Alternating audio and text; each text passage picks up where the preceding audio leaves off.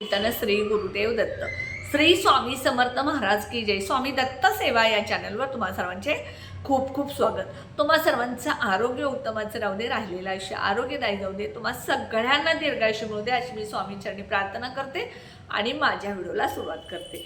बघा, श्रावण महिना आहे आणि श्रावण महिन्यातली उद्या जी आहे ती दुर्गाष्टमी।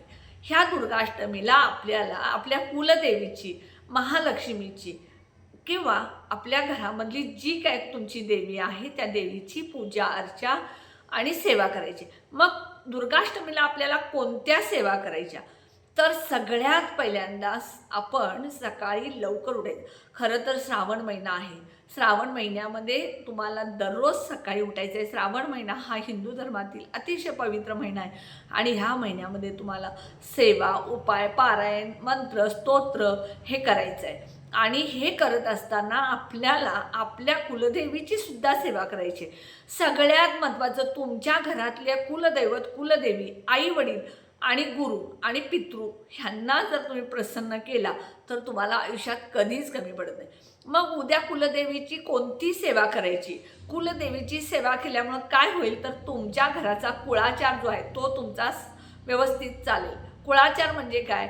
तुमच्या पूर्वीपासून आलेल्या पिढ्यानपिढ्याचा जो कुळ आहे त्याचा सांभाळ करणारी देवी म्हणजे आपली कुलदेवी।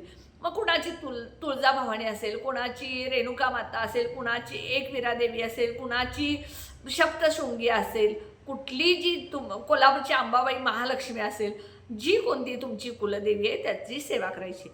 घरामध्ये तुमच्या न चुकता कुलदेवी, कुलदैवताचा मूर्ती किंवा टाक पाहिजेच।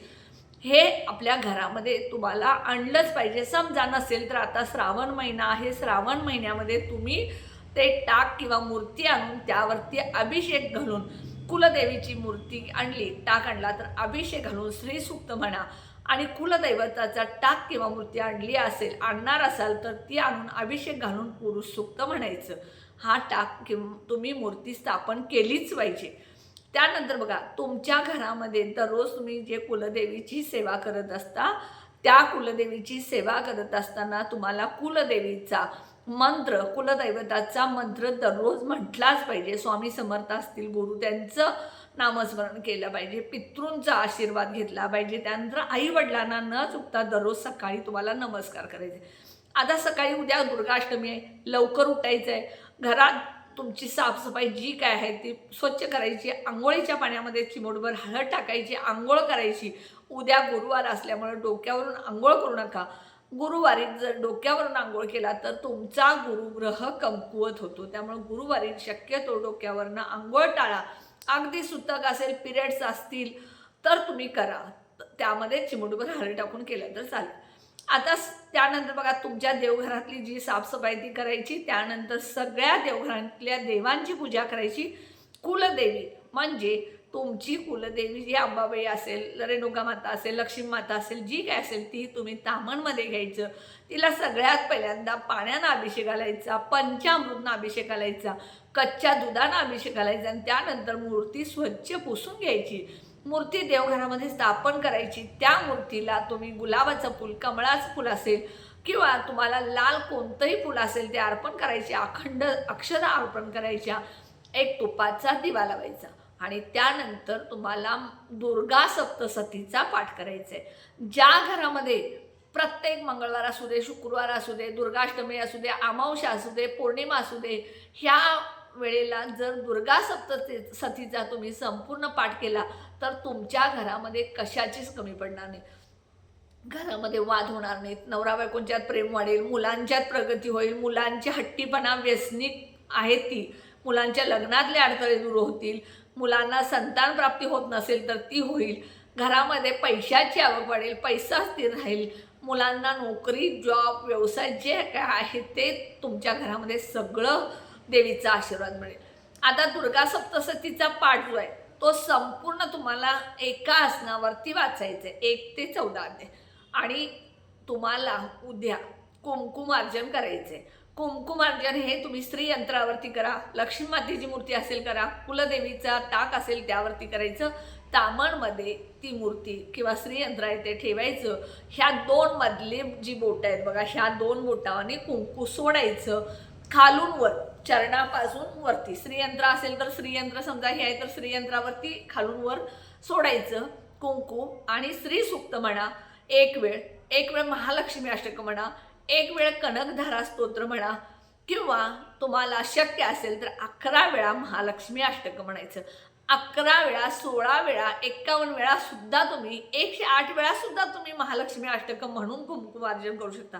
मग हे महालक्ष्मी अष्टक म्हणत असताना 1 ते 8 इथपर्यंत 10 वेळा म्हणायचं आणि 11व्या वेळेला फलश्रुती म्हणायची. अशा पद्धतीनं तुम्हाला कुंकुमार्जन करायचं आहे. ओम ऐं ह्रीं क्लीं चामुंडाय विच्छे नमो नमः म्हणत सुद्धा तुम्ही 108 वेळा जरी म्हटला मंत्र आणि घातला कुंकुमार्जन केला तरी चालेल. त्यानंतर बघा, तुम्हाला उद्या हवन करायचं असेल तर हवन करू शकता. त्यानंतर कमळगड्ड्याच्या माळेवरती 108 वेळा ओम महालक्ष्मी नमो नमः किंवा श्रीम हा मंत्र म्हणा, किंवा ओम ऐं ह्रीं क्लीं चामुंडाय विच्छे नमो नमः म्हणा. कारण ओम ऐं ह्रीं क्लीं चामुंडाय विच्छे हा मंत्र कुठल्याही तुमची कुलदेवी असेल त्याला चालू शकतो. आणि त्यानंतर बघा, तुम्हाला उद्यापासून 41 दिवस 43 दिवस दररोज महालक्ष्मीला 1 लवंग किंवा 11 लवंगेचा उपाय करायचा आहे. मग कोणता उपाय करायचा?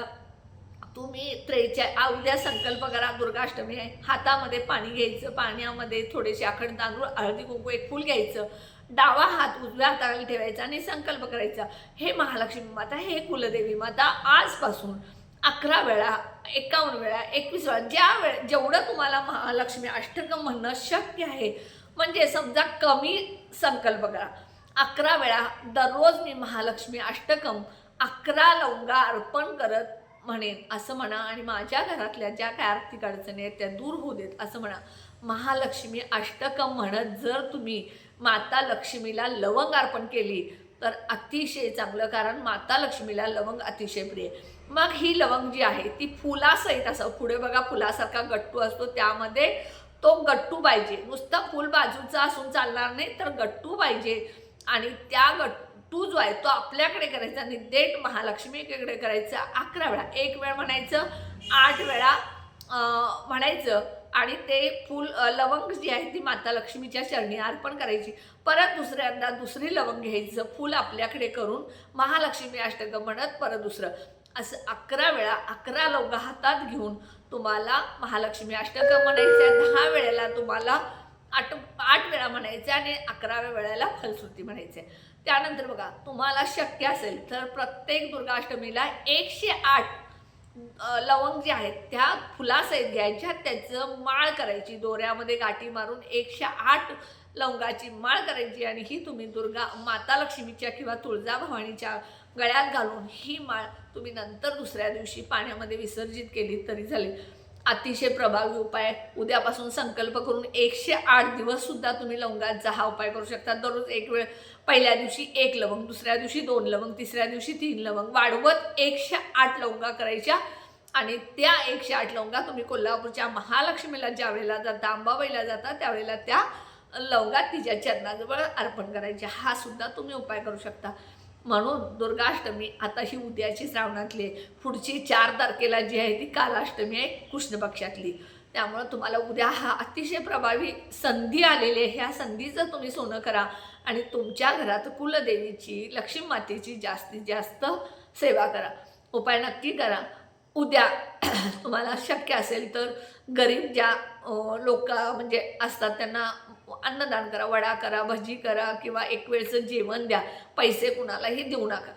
त्यानंतर एखादी सवासणी तुम्हाला मिळाली तर सवासणीची सुद्धा उद्या खीर करून देऊन तिची ओटी भरू शकता.